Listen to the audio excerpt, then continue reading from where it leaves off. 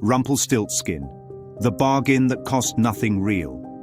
Once the mind believed it could trade with fear, the dream of Rumpelstiltskin was born. It is not a children's tale. It is the operating manual of the ego, its contract, its creed, and its curse.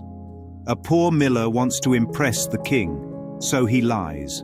He claims his daughter can spin straw into gold. Right there, the story begins in scarcity. A man feels small, unseen, unworthy, and tries to compensate with words. The lie of specialness enters the world. My daughter can make the worthless valuable. That single sentence contains the whole metaphysics of separation. It is the belief that the meaningless can be made meaningful through personal effort. The king, symbol of the ego's authority, hears this claim and seizes on it. If you can make illusion into value, you belong to me. He imprisons the girl, innocence itself, in a locked chamber full of straw. He demands a miracle. Prove your worth or die. This is the dream of time in miniature. We are the miller's daughter, consciousness trapped in a body surrounded by form, commanded to turn it into something holy. And like her, we don't know how. The ego tells the mind, you must make yourself valuable. You must make the worthless shine. When that seems impossible, fear answers the door. Enter Rumpelstiltskin, the secret thought of guilt made visible.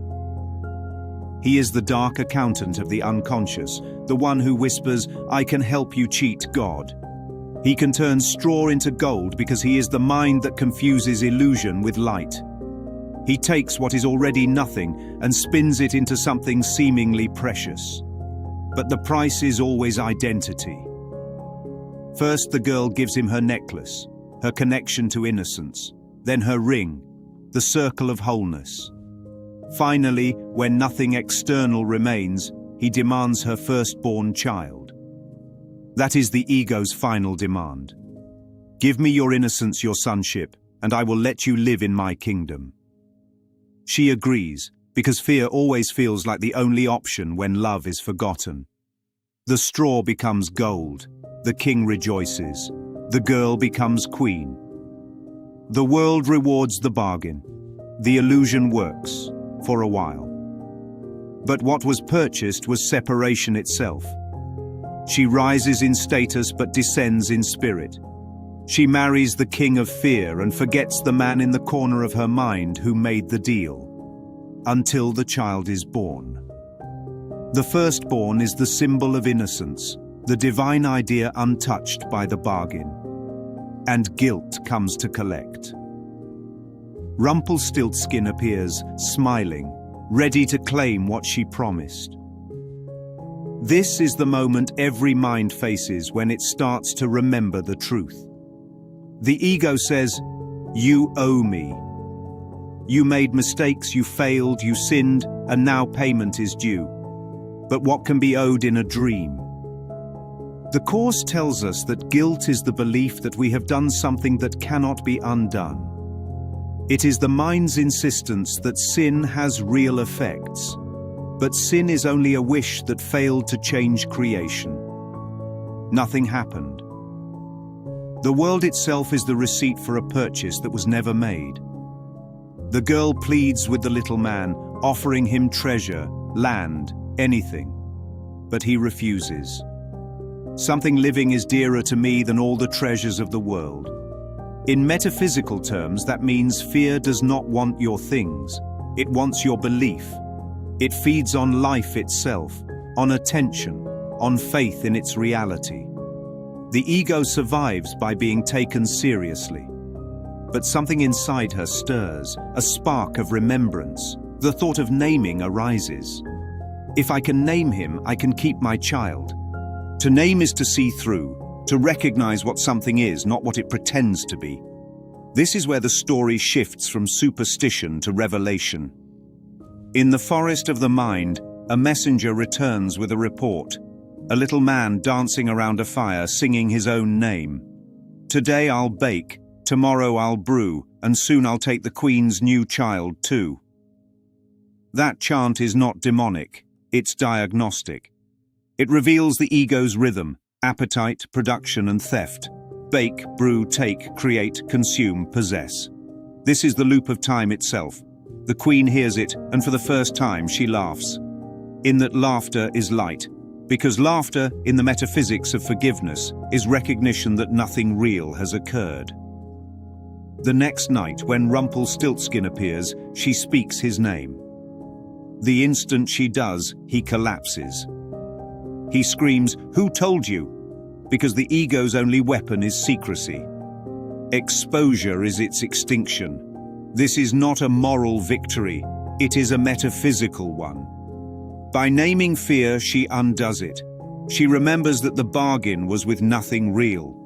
The Course says forgiveness recognizes what you thought your brother did to you has not occurred. Likewise, true naming recognizes that what fear promised, threatened, and demanded never existed. The deal was a misunderstanding between light and shadow. What she thought she owed was already paid by illusion itself, cancelled by truth before the world began. When she speaks his name, she is not mastering a demon, she is seeing through a projection. She is remembering that she was never the prisoner, never the buyer, never the sold. The straw, the gold, the king, the child, all were characters in a single frightened thought. And when that thought is seen as meaningless, the chamber dissolves. The spinning wheel stops. The mind awakens to peace. That is the metaphysical spin, the holy flip. The girl never needed a helper because the task was impossible to begin with.